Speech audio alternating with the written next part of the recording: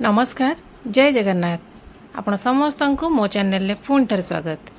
आज मुझे Roger special क्षीर पोड़पिठार recipe नहीं कि आसी आशा करी रेसिपीटी आपन को निहाती भल लगे। तेज भिडियोटी लास्ट पर्यंत देखूँ। ये मुझे सहित किसी टिप्स भी शेयर करी जहाद्वारा कि आपणकर क्षीर पोड़पिठा पूरा परफेक्ट भाव बन। बहुत सारा पिठार रेसिपी ऑलरेडी मो चैनल अपलोड अच्छी आपड़ चाहिए विजिट करना देखिपारे। तो तेबे डेरी न करी चलतु स्टार्ट करवा आज रेसिपी। एठी मु गोटे मेजरिंग कप नहीं जाइए से मेजर करी 2.5 कप नहीं माने 2 कप आउ अधा नहीं। एबे कड़े रे आमे क्षीर को पूरा फुटवा पर्यंत छाड़ी नबा। एबे सेही कप रे मु मेजर करी आधा कप एठी मु चावल नहीं अरुआ चावल देखंतु 11 पर्यंत मु एठी चावल नहीं ताको भलो भाबरे 2 ରୁ 3 घंटा पूर्व धोई ताको बतरे नहीं। बतरी सारिया परे एबे मु तार गोटे फाइन पेस्ट प्रिपेयर कर नउची। एबे क्षीर मध्य हमर फुटी गलानी सेथिरे काटिकी रखिथिबा नडिया आ आवश्यक अनुसार चीनी दे देइची। एटी चीनीर क्वांटिटी आपण कम बेसी करि परिबे। जदि आपनको पिठाटी टिके मिठा लागे दरकार तो से अनुसार आपण चीनीर क्वांटिटी आउ टिके मते देइ परिबे। एबे सेथिरे मु गुजराती गुंड आउ किछि लूण दे देइची। सबको भलो भाबरे आउ 5 मिनिट आमे फुटिबा को दबा। एबे देखंतु सेथिरे मु गोटे चम्मच गुआ घिओ दे देइची। गुआ घिओ दबा द्वारा एटी बैटरटी आमर कड़े लगनी सेमती भी ये आम नॉनस्टिक कड़े नहीं जहाद्वारा कि पिठार बैटरटी बहुत भल भाव में प्रिपेयर हो। एबे से मु फाळे नड़िया को कोरिकी रखी ताकू ऐड करुची। ता सहित किछि भजा काजू रखी ताकू ऐड करुची। ताकू मध्य 5 मिनिट आम फुटिया को छाड़ीदबा। एबे देखंतु एबे चावलर बैटर को मध्य सेथिरे दे देली।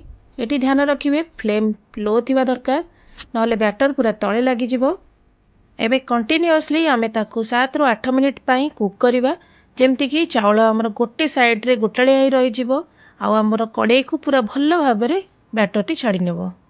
देखुथिबे देखंतु कि समय पर एठी देखंतु मु आपनको गोटे प्लेट रे काढिना देखैछि। एबे सेही कड़े रे मु पिठा प्रिपेयर करिवि बा पिठा को पोड़ीबी। एबे सेथिरे मु किछि गुआ घिओ दे देली आ से ताको भल भाव में मु कड़े चारिपटे ग्रीस कर नउछि जहाद्वारा कि पिठाटी भल भाव में आमर उठिଯିव। एबे सबू बैटर को आमे पिठा को देदबा। ध्यान रखिबे एटी जंतणी पूरा गरम थिबो केयरफुली करिवे आ एबे ताको पानी हाथ किंबा आपण घिओ हाथ हे एबोली भाबे ताको टिके थापुडे नेबे जहाद्वारा कि पिठाटी आमर पूरा फ्लैट हे जिवो।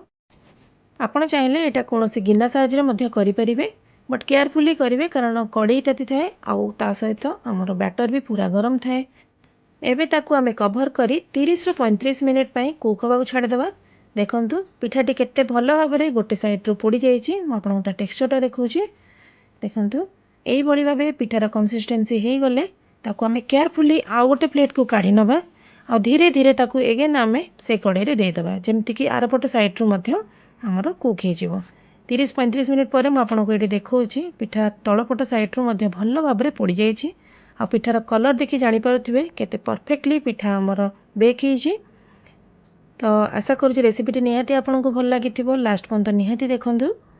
एबे पिठा को आमे टिके ठंडा बाकू छाड़ीदबा तापर आमे 2 ରୁ 3 घंटा ताको फ्रिज रे रखीदबा। पिठाटी ठंडा हो गले खाया को बहुत बढ़िया लगे। एबे मु आपन काटिकी तार टेक्सचर देखौछि देखिना जानि पारुथिबे केते परफेक्टली पिठाटी हमर पोड़ीछि।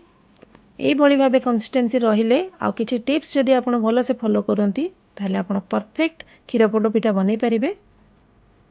देखंतु तेबे एथर रजरे आपण निहाती ए पोड़ पिठा को बनांतु आपण फैमिली सहित शेयर करंतु। आपन केमती लागला मते कमेंट करी जणाया को जम्मारू भूलिबेनी। रहूची जय जगन्नाथ।